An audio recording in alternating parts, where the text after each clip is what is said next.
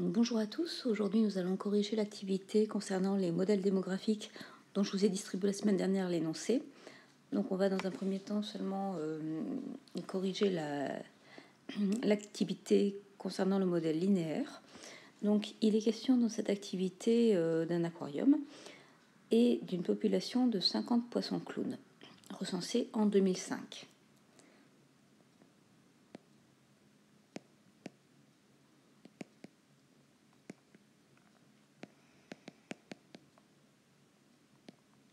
J'espère que vous avez l'énoncé sous les yeux. Donc, je lis quand même l'énoncé. Dans un aquarium, une population de 50 poissons clowns a été recensée en 2005. On considère de manière théorique qu'en prenant en compte les décès, les naissances et les ajouts de nouveaux poissons par le propriétaire, cette population augmente de 22 poissons par an. Donc, évidemment, dans la réalité, c'est pas tout à fait ça. Peut-être que certaines années, c'est 20 poissons, d'autres années, c'est 24 poissons, d'autres années, c'est 18 poissons. Mais bref, de façon théorique, on considère que l'augmentation est constante, égale chaque année à 22 poissons. Et donc, il nous est demandé dans un premier temps de calculer le nombre de poissons présents dans l'aquarium en 2006. Donc, en 2005, il nous est dit qu'il y avait 50 poissons et que chaque année, on en ajoute 22. Donc, le solde migratoire ou démographique des poissons, c'est 22 supplémentaires chaque année. Et donc en 2006, il y aura donc 50 plus 22 égale 72 poissons. En 2007, donc il y aura 72 plus 22, c'est-à-dire 94 poissons, ce qu'on aurait également pu obtenir en faisant 50 plus 22 plus 22. Évidemment, on peut repartir de façon indifférente depuis l'effectif de 2005 ou depuis l'effectif de l'année précédente. Donc on aurait pu également faire 50 plus 2 fois 22. En 2008, on effectue donc 94 plus 22, ce qui fait 106 si on reprend l'effectif de 2007, mais on aurait également pu faire en reprenant l'effectif de 2005, 50 plus 22 plus 22 plus 22, c'est-à-dire 50 plus 3 fois 22. En 2009, donc l'effectif des poissons sera de 106 plus 22, c'est-à-dire 128.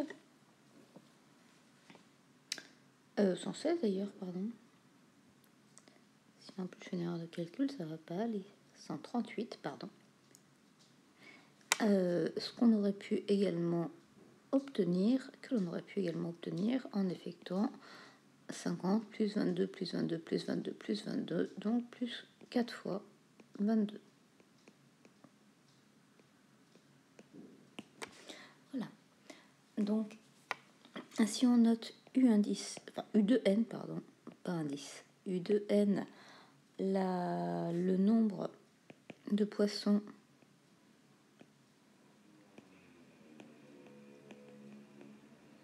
en l'année 2005 plus N, on nous demande de donner une relation entre le nombre de poissons en l'année N plus 1 par rapport au nombre de poissons l'année précédente. Donc U de N plus 1, c'est le nombre de poissons N plus une année après 2005. Donc c'est le nombre de poissons l'année précédente, donc ce qu'on a appelé U de N, auquel on a ajouté 22. Donc, c'était la question 3, la question 2, il n'y en a pas. Ensuite, on nous demande de calculer le nombre de poissons en 2015, donc 10 ans après 2005. Donc ça, évidemment, on pourrait dire que c'est U9 plus 22. Sauf que U de 9, on ne l'a pas. Donc il faut impérativement qu'on qu'on reparte de ce qui se passe en l'année initiale, c'est-à-dire en 2005. Donc 2005, c'est 0, année 2005, donc on va le noter U de 0. Et pour passer de ce qui se passe en l'année 2005 en l'année 2015, eh bien, il faut ajouter 10 fois 22. Donc comme initialement on avait 50 poissons, 10 ans plus tard, on en a 50 plus 10 fois 22, ce qui doit donner 270 si je ne m'abuse. Donc en 2015, il y aurait 270 poissons. Donc 2015 parce que c'est donc 2005 plus 10.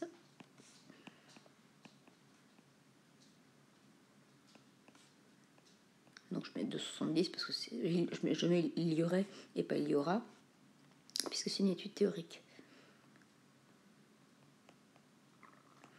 Voilà. Et enfin, comment calculer UN en fonction de N? Donc pour obtenir UN, si on connaît ce qui se passe en l'année qui correspond à 0, donc on doit ajouter N fois le nombre 22. Donc ici pour nos poissons, aux 50 poissons initiales, on ajoute 22 fois le nombre d'années qui sépare U0 de l'année considérée. Voilà. Donc ça termine le modèle théorique de l'exemple 1. Maintenant, on va passer à un modèle linéaire mais non théorique, donc réel. Évidemment, dans la réalité, notamment pour les recensements, l'augmentation elle n'est pas toujours exacte. Il n'y a pas de raison qu'il y ait exactement pile 22 poissons en plus ou 22 personnes en plus dans une population. Et donc, pour prévoir le nombre d'habitants, notamment si on utilise, si on s'intéresse au recensement d'une population, ou bien pour prévoir le nombre de poissons, pour savoir s'il faut agrandir l'aquarium ou acheter plus à manger, choses comme ça, on réalise ce qu'on appelle un nuage de points. Donc on fait un recensement en certaines années. Donc là, en l'occurrence, pour l'exemple 2, on a recensé la population en 1980, ce qu'on considère comme l'année 0, en 1985, ce qu'on considère pour n égale 1, en 1990, donc c'est 2 périodes de 5 ans après 1980, en 1995, en 2000, en 2005, en 2010, etc. Donc on a effectué un recensement. Donc pour chacune de ces années, on connaît donc l'effectif en millions de la population. Donc là, je ne vais pas refaire le graphique qui vous est donné, mais ce que l'on peut observer, c'est que ces points, ils sont peut-être pas pile alignés sur une droite, mais le nuage de points qu'ils constituent a une forme suffisamment allongée pour qu'on ait envie de l'approcher par une droite. Donc évidemment, on pourrait considérer plusieurs droites pour ce même nuage de points. Et il y en a une en particulier qui minimise l'écart, la moyenne des écarts entre la droite et les points. Et c'est cette droite-là qu'on va considérer dans notre estimation. En général, elle vous sera donnée. Vous n'avez pas à la trouver vous-même. C'est bien trop compliqué, même si les calculatrices le font. Donc, quand le nuage de points est suffisamment allongé et suffisamment... où il semble qu'il y ait une droite qui approche au mieux ce nuage, on va pouvoir modéliser la situation par une approche linéaire, par un modèle linéaire. Linéaire, ça veut dire qu'il y a une droite sous-jacente. Donc, d'après cette droite, on va pouvoir essayer de prévoir ce qui se passe par la suite. Donc déjà, comment déterminer l'équation de cette droite, parce qu'évidemment, elle ne sera pas toujours donnée. Donc là, dans l'exemple, il vous est imposé que la droite, elle passe par les points de coordonnées 0, 462 et 7, 509. Donc on va se rappeler comment est-ce qu'on retrouve l'équation d'une droite. Donc il y a essentiellement deux choses à savoir. Donc d'une part, quelle est l'expression générale d'une droite? Donc une droite non parallèle à l'axe ordonné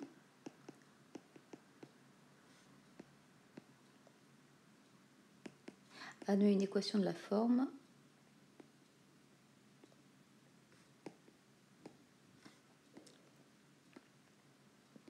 y égale mx plus p. Bon, souvent on peut aussi appeler y égale ax plus b, sauf que là, a et b, je les ai déjà utilisés pour le nom des points et ce serait maladroit d'utiliser la même sonorité pour des choses différentes. Donc m, ça s'appelle le coefficient directeur et ça donne l'inclinaison par rapport à l'axe des abscisses.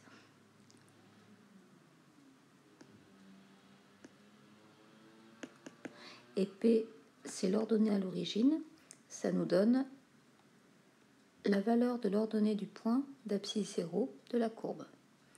Donc c'est grosso modo l'ordonnée en laquelle la droite coupe l'axe ordonné. Et m, c'est le coefficient directeur, donc si on considère la droite rouge, ce sera plus facile.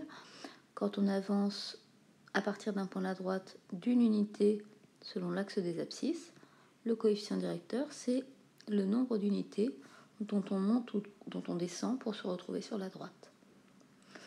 Donc si je le refais avec un autre point, à chaque fois que j'avance d'une unité, je monte de m unités. À chaque fois que j'avance d'une unité, je monte de m unités. À chaque fois que j'avance d'une unité, je monte de m unités.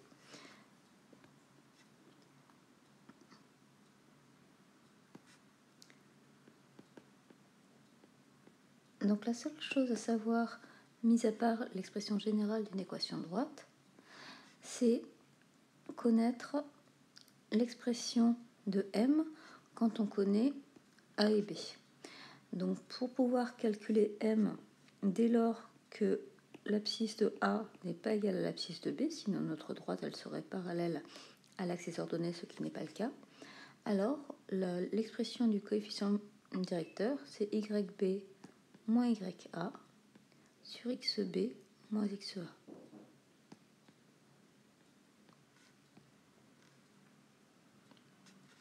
Pour trouver p, on exprime le fait que le point A appartient nécessairement à la droite AB.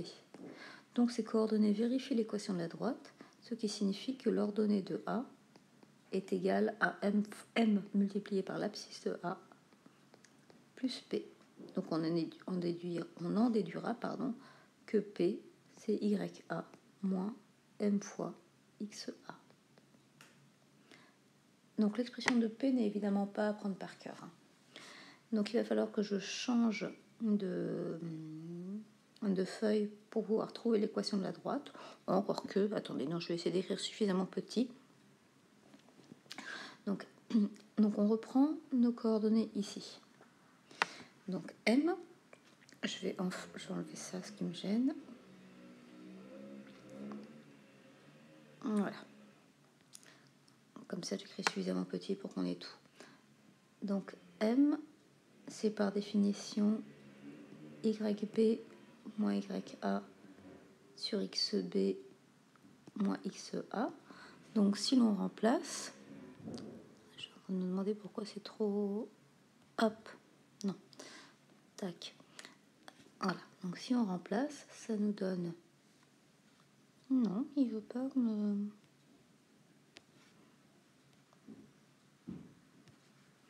Alors, YB, voilà. 509 moins 462 divisé par 7 moins 0. Donc M va être égal à donc 509 moins 402, 47 divisé par 7. Donc ça, c'est la valeur de m. Donc m, ça y est, on le connaît. Donc on peut calculer la valeur de p en remplaçant x et y par les coordonnées du point A. Donc YA 462 moins m fois 47 septièmes, l'abscisse du point A, 0. Évidemment, ça fait 0, ce qui nous donne la valeur de P, 462. Et on peut conclure que l'équation de la droite, alors je suis désolée, c'est un peu brouillon, donc grâce à ces deux choses-là, on va pouvoir conclure que l'ordonnée de la droite a pour équation 47 septièmes de x plus 462. Voilà, donc maintenant je vais pouvoir passer à la page d'après pour pouvoir estimer l'effectif de la population européenne en 2020. Alors, donc, je change de page. Donc, x, c'est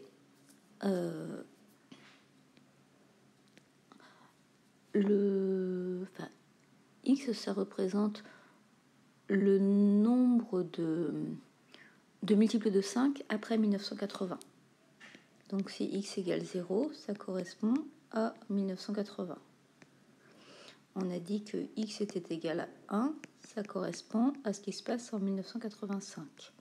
Donc moi, je veux savoir ce qui se passe en 2020.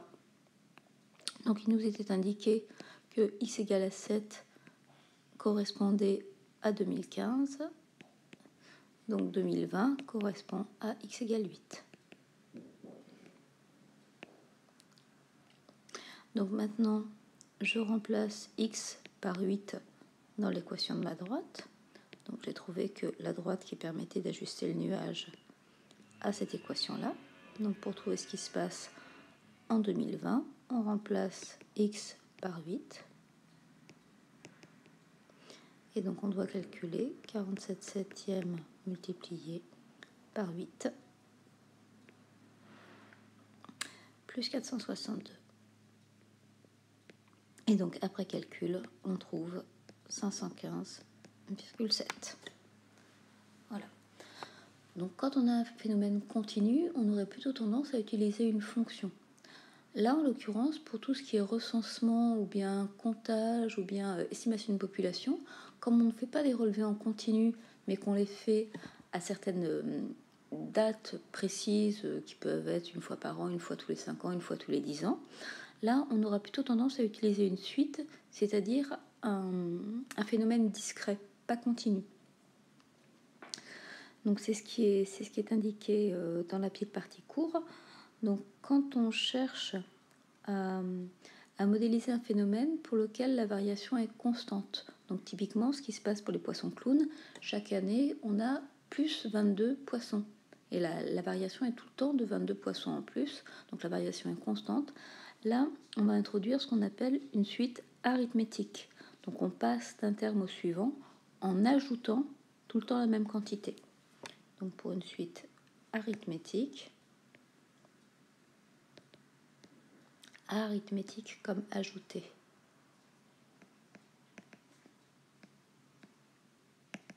Donc on passe d'un terme au suivant en ajoutant tout le temps le même nombre.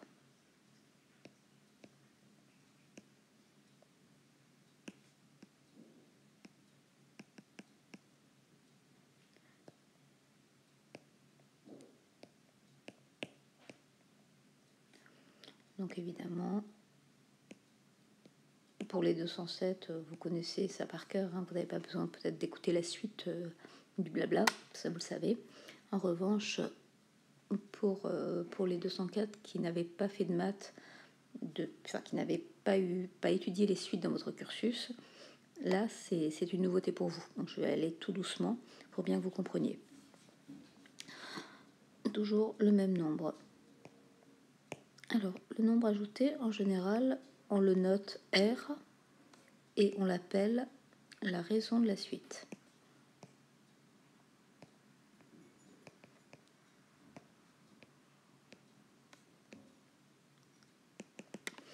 Donc on peut avoir un petit schéma dans la tête. U0, c'est le terme initial. Et pour trouver U1, U2, U3, U4, etc., on ajoute toujours le même nombre. Donc on ajoute toujours R. Donc ça, c'est bien beau. Hop là, pardon. Qu'est-ce que j'ai fait? Voilà. Donc on ajoute toujours R pour passer d'un membre au suivant. Sauf que si jamais je voulais directement U de 100, eh ben ça risquerait d'être long si je veux y aller pas à pas.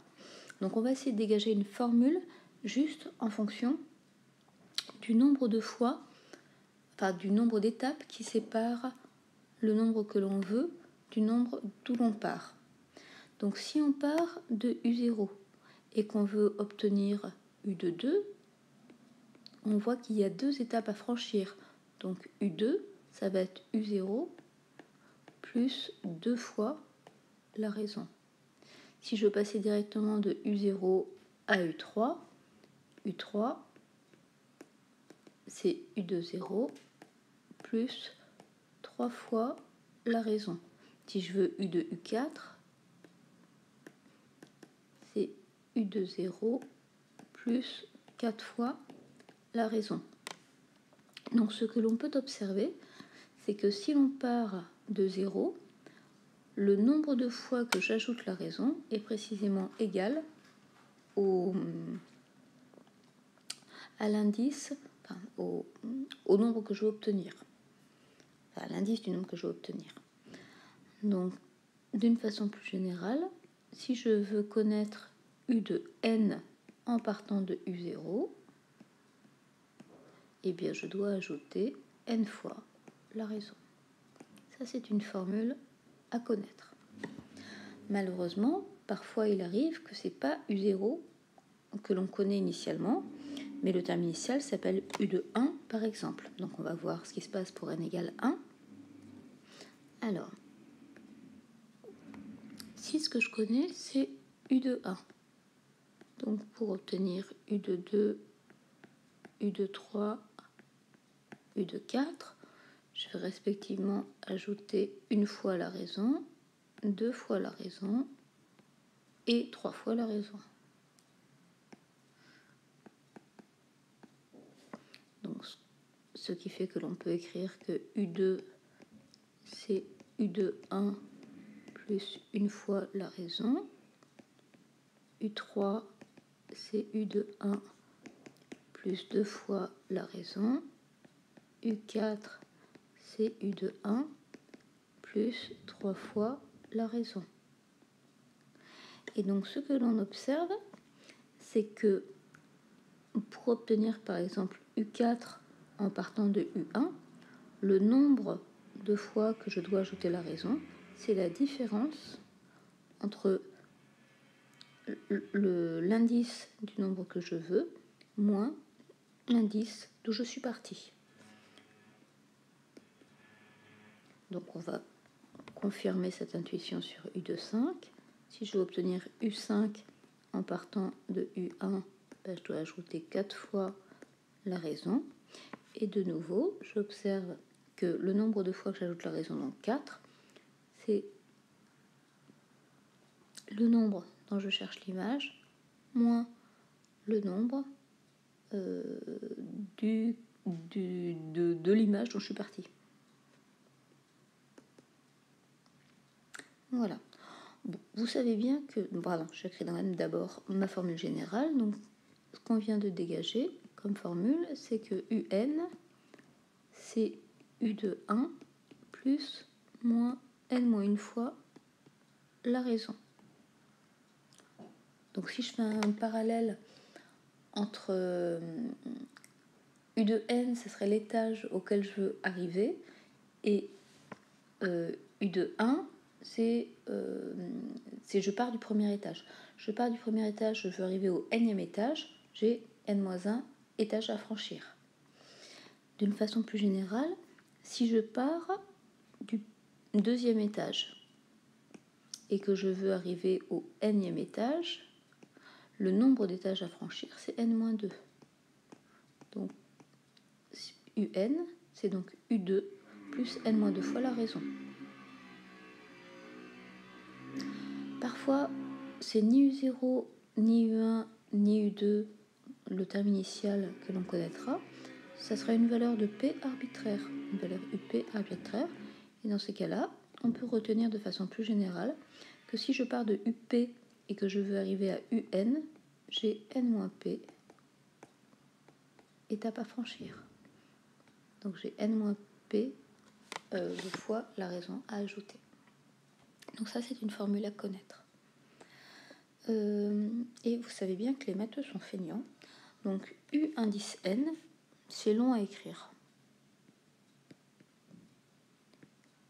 Donc on va introduire une nouvelle notation, ce qui va justifier le mot indice que j'ai utilisé. U de n, donc la notation fonctionnelle, c'est bien trop long à écrire. Donc on va plutôt écrire ça, U indice n. C'est juste parce que c'est moins long à écrire. Et vous savez bien que les matheux sont feignants. Et donc ça termine le cours et l'activité sur les suites arithmétiques. Donc le modèle exponentiel, on le fera la semaine prochaine en présentiel. En attendant, ce que je vous demande de faire pour la prochaine fois, c'est seulement les 2 premiers exercices de la feuille que je vous avais donnée. Bonne journée à chacun. N'hésitez pas si vous avez des questions. Bonne journée.